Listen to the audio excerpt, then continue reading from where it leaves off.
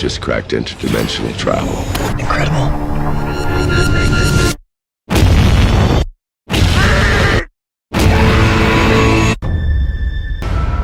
What else can I do?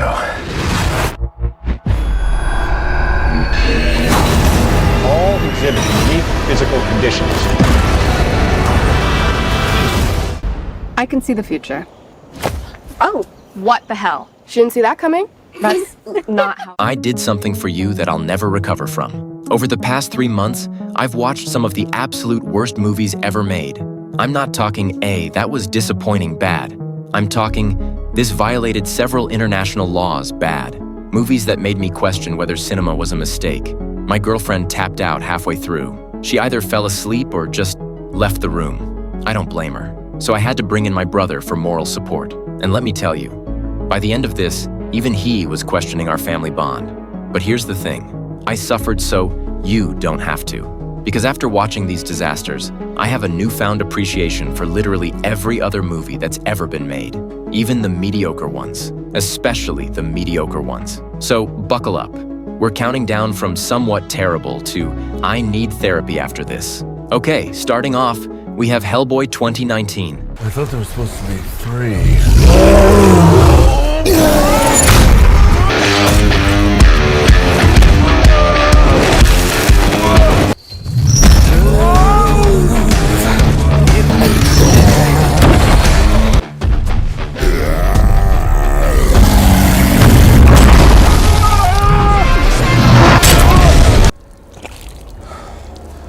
And look, I love Guillermo del Toro's Hellboy movies. They were dark, stylish, had heart. So when they announced a reboot with David Harbour and a hard R rating, I was cautiously optimistic. I should have known better.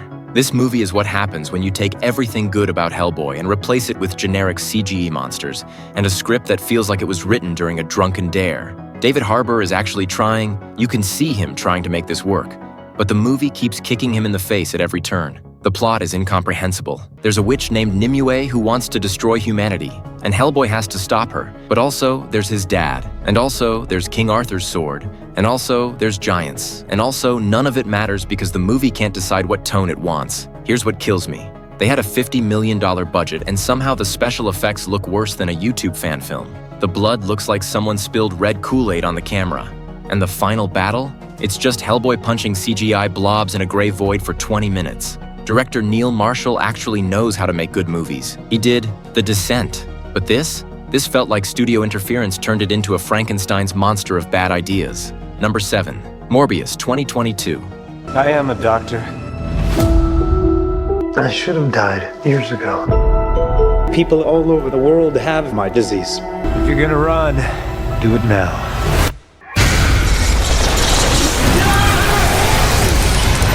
Oh, Morbius, the movie that launched 1,000 memes. Here's the thing about Morbius. It's not offensively bad, it's just aggressively boring. Jared Leto plays Dr. Michael Morbius, a scientist with a rare blood disease who accidentally turns himself into a living vampire while trying to cure himself. And you'd think vampire movie with Jared Leto would at least be interesting, right? Wrong. The entire movie is shot in this dull blue-gray color palette that makes everything look like it's underwater.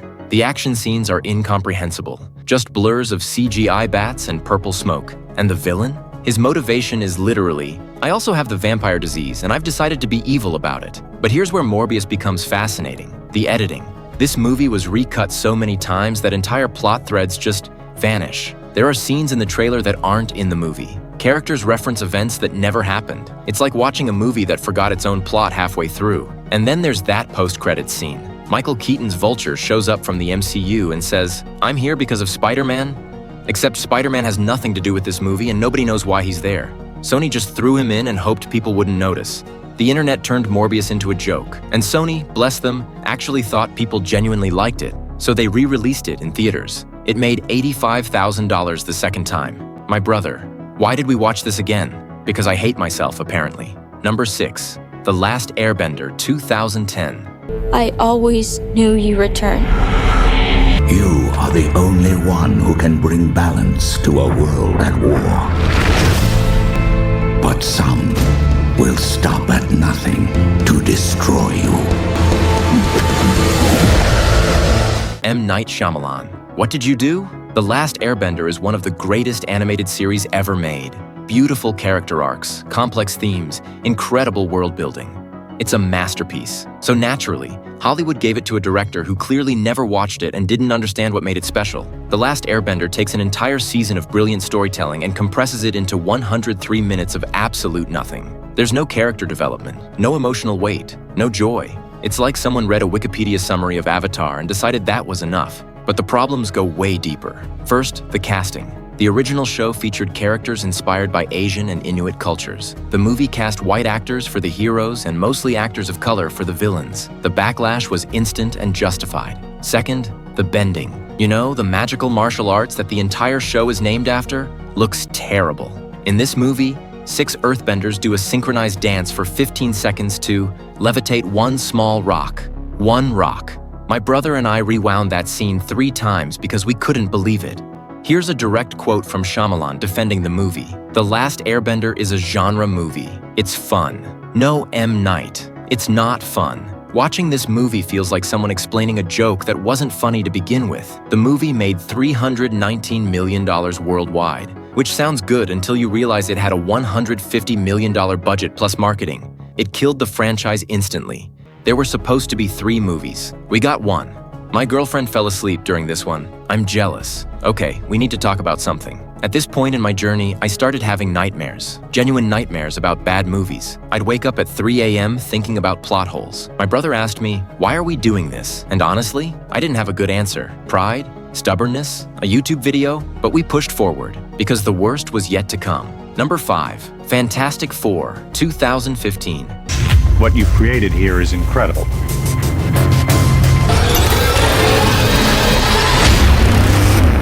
Incredible.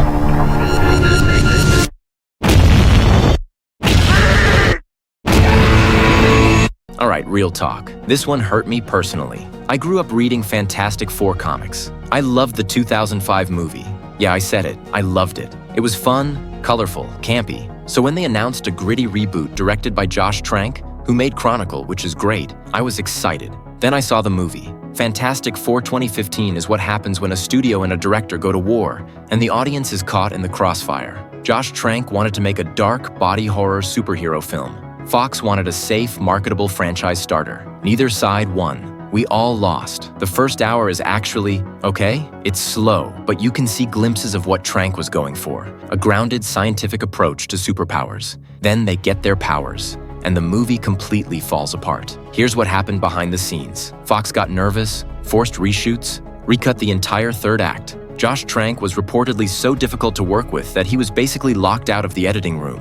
The result is a movie that feels like 2 different films stitched together by someone who hated both. The villain, Dr. Doom, is in the movie for maybe 10 minutes. He shows up, his head is a weird CGI mess. He says, "There is no victor, only doom," like a rejected Ghostbusters line, and then they defeat him in 5 minutes. That's it. That's the climax. Josh Trank tweeted before the premiere, "A year ago, I had a fantastic version of this, and it would have received great reviews. You'll probably never see it." Then he deleted it. It's my personal worst movie experience. Not the worst movie on this list. Oh no, we're not done. But the one that hurt the most. Number 4, Street Fighter, 1994. Okay, time out. We need a palate cleanser. Street Fighter, 1994 is technically a bad movie. But here's the secret. It's also incredibly entertaining. This movie is pure 90s chaos. Jean-Claude Van Damme plays Guile, an American colonel who has a Belgian accent for some reason and never does a single spinning kick despite being Van Damme. The plot makes no sense. The costumes look like they were bought at a Spirit Halloween, and nobody can pronounce Blanca the same way twice. But then, there's Raul Julia.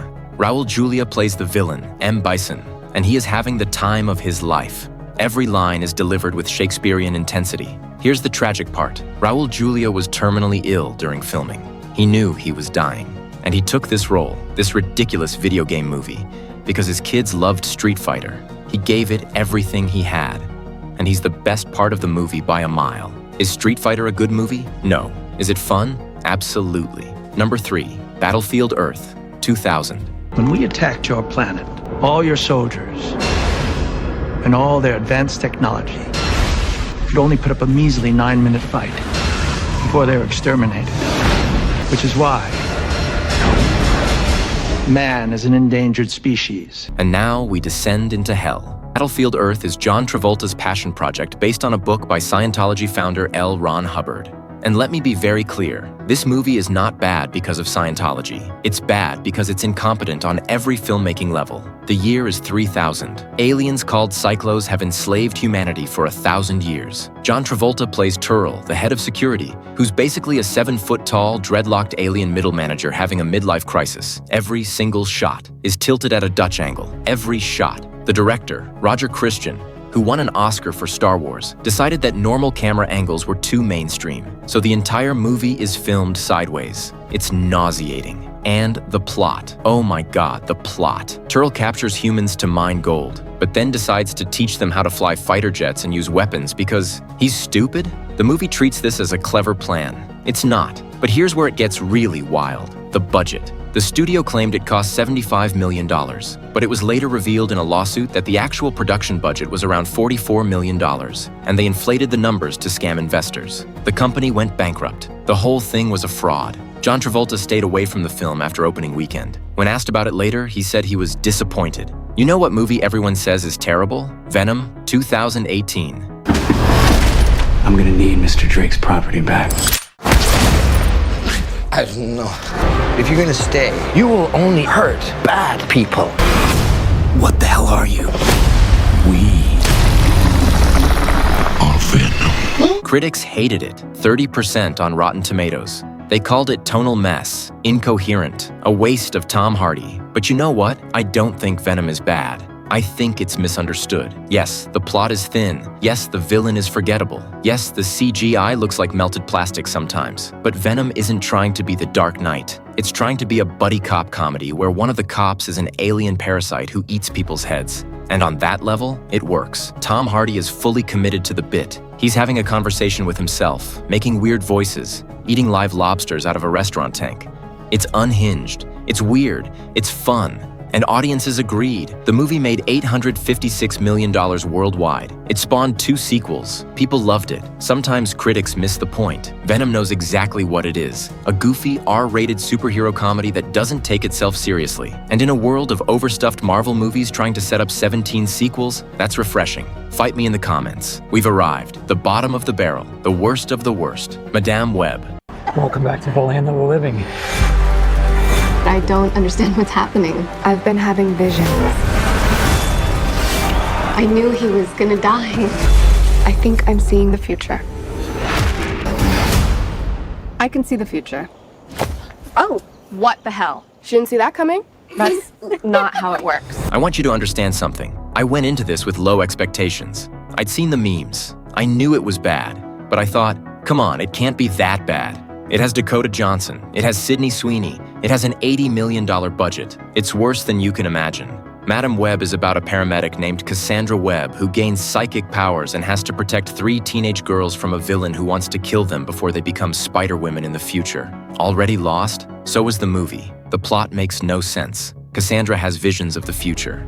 But the movie can't decide if she can change them or not. Sometimes she can. Sometimes she can't. The rules change every scene. The villain, Ezekiel Sims, can also see the future. His motivation is, he saw a vision of 3 Spider-Women killing him.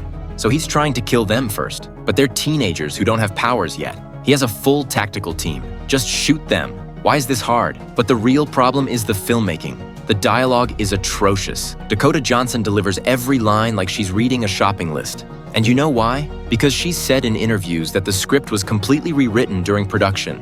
And nobody told the actors what was happening. There's a scene where Sydney Sweeney's character says, he was in the Amazon with my mom when she was researching spiders right before she died.